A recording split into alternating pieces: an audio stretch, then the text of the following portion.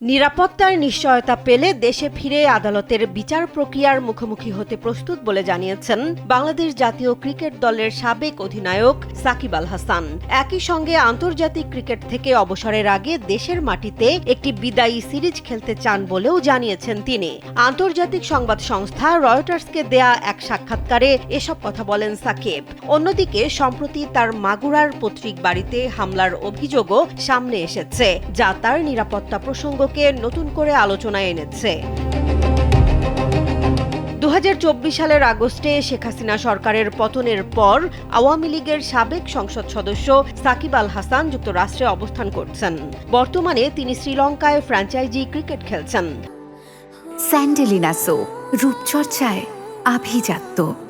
সাক্ষাৎকারে তিনি বলেন, সরকার যদি তার নিরাপত্তা নিশ্চিত করে তাহলে দেশে ফিরে আদালতের বিচার প্রক্রিয়া সহ প্রয়োজনীয় সব আইনি প্রক্রিয়ায় অংশ নিতে প্রস্তুত তিনি। তার দাবি, তিনি কোনো অন্যায় করেননি, তাই বিচারের মুখোমুখি হতেও তার আপত্তি নেই।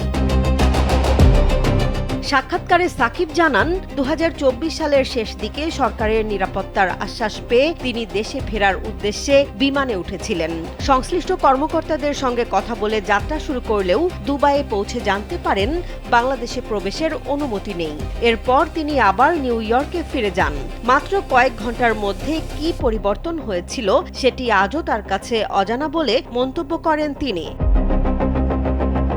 দেশে ফিরতে না পারলেও আন্তর্জাতিক ক্রিকেটকে বিদায় জানাতে খুব বেশি দেরি করতে চান না সাকিব। বর্তমানে বিভিন্ন ফ্র্যাঞ্চাইজি লিগে খেললেও বয়সের বিষয়টি বিবেচনায় রেখে অবসরের পরিকল্পনা করছেন তিনি। তবে সেই বিদায়টা দেশের মাটিতে বাংলাদেশ দলের জার্সি গায়ে এবং সমর্থকদের সামনে একটি বিদায়ী সিরিজ খেলেই নিতে চান বলে ইচ্ছার কথা তুলে ধরেন। শেখ হাসিনার সঙ্গে ভার্চুয়াল সংবাদ সম্মেলনে অংশ নেয়ার বিষয়েও নিজের অবস্থান ব্যাখ্যা করেন সাকিব। তিনি বলেন, সেখানে তিনি শুধু দেশের শান্তি ও উন্নয়নের কথাই বলেছেন এবং এ নিয়ে তার কোনো অনুশোচনা নেই। ডিসেম্বরে শেখ হাসিনার সঙ্গে দেশে ফেরার সম্ভাবনা নিয়ে প্রশ্ন করা হলে তিনি বলেন, রাজনৈতিক নেতৃত্ব যে সিদ্ধান্ত নেবে সেটি তিনি অনুসরণ করবেন। এদিকে গেল 5 আগস্ট দিল্লিতে শেখ হাসিনার ভার্চুয়াল সংবাদ সম্মেলনে অংশ নেয়ার পর মাগুরা শহরের কেশব মোড় এলাকায় সাকিবের পৈতৃক বাড়িতে পেট্রোল বোমা নিক্ষেপ ও ভাঙচুরের অভিযোগ ওঠে। ডয়েচে ভেলেকে দেয়া প্রতিক্রিয়ায় সাকিব দাবি করেন, সংবাদ সম্মেলন শেষ হওয়ার পরপরই তার বাড়িতে আগুন ধরিয়ে দেয়া হয় এবং ককটেলও নিক্ষেপ করা হয়। সব মিলিয়ে নিরাপত্তার নিশ্চয়তা পেলে দেশে ফিরে বিচার প্রক্রিয়ায় অংশ নেয়ার ঘোষণা, আন্তর্জাতিক ক্রিকেটকে দেশের মাটিতে বিদায় জানানোর ইচ্ছা এবং তার বাড়িতে হামলার অভিযোগ, এই তিনটি বিষয় এখন সাকিব আল হাসানকে আলোচনার কেন্দ্রবিন্দুতে নিয়ে এসেছে।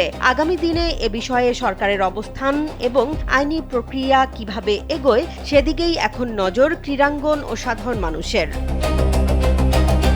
জেসমিন জাহান, কালবেলা।